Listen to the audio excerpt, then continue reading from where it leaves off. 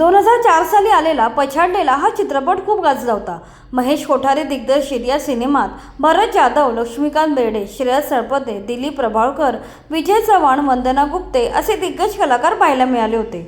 या दिग्गजांबरोबर चित्रपटात काही नवे चेहरे सुद्धा पाहायला मिळाले होते। त्या सौंदर्य जवळकर ही भूमिका साकारणारी लावणी सम्राज्ञी आणि लोकप्रिय मराठी अभिनेत्री मेघा घाडगे हिने दमदार अभिनयाने प्रेक्षकांच्या मनात स्थान मिळवलं होतं।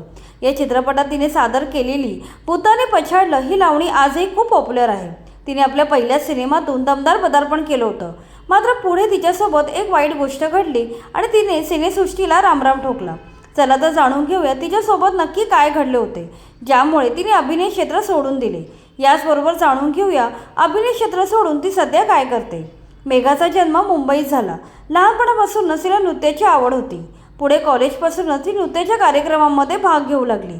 कॉलेज पूर्ण झाल्यावर तिला पछाडलेल्या सिनेमात काम करायची संधी मिळाली। हा सिनेमा गाजवल्यानंतर तिला अनेक मराठी सिनेमांच्या ऑफर यायला लागल्या। या काळात तिने माहेरची माया, परतू, चल धरपकड, नवरा माझा भवरा, चालू द्या तुमचं, पोपट अशा गाजलेल्या मराठी सिनेमांमध्ये काम केलं।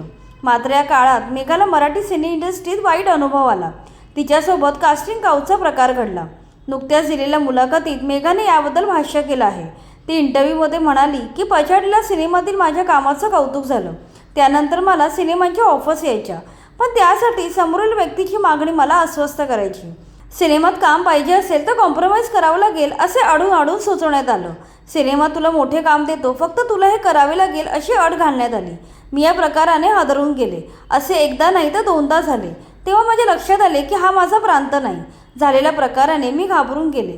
शेवटी मी सिनेमासृष्टी कायमचा सोडण्याचा निर्णय घेतला, म्हणून मी सिनेसृष्टीत पुन्हा दिसले नाही। पुढे ती असंही म्हणाली की माझे नाव अनेक अभिनेत्यांशी जोडण्यात आलं, अनेक अफवा पसरवण्यात आल्या, यामुळे मला खूप मानसिक त्रास सहन करावा लागला। अशा प्रकारे कास्टिंग काऊचमुळे मराठी प्रेक्षक एका चांगल्या अभिनेत्रीला मुकला। मेघा मराठी सिनेमा विश्वाबरोबरच अनेक रियालिटी शोमध्ये दिसली आहे। एकापेक्षा एक, अप्सरा आली, मराठी तारका, बिग बॉस सीझन 4, किचन कलाकार या कार्यक्रमात तिने भाग घेतला होता। सिनेसृष्टीला रामराम केल्यावर तिने लावणी नृत्यांगना म्हणून कार्यक्रम करायला सुरुवात केली। मेघा अनेक लावणी कार्यक्रमांमधून दिसली आहे। सुरेखा पुणेकर आणि माया जाधव यांसारख्या कसलेल्या लावणी नृत्यांगनांसोबत मेघा हिने काम केलं आहे। तिने मुंबई स्वतःची मेघ मल्हार डान्स अकॅडमी सुरू केली आहे। यात ती लावणी नृत्याचं प्रशिक्षण देते। सध्या ती संगीत बारी ते वारी हा कार्यक्रम सादर करते।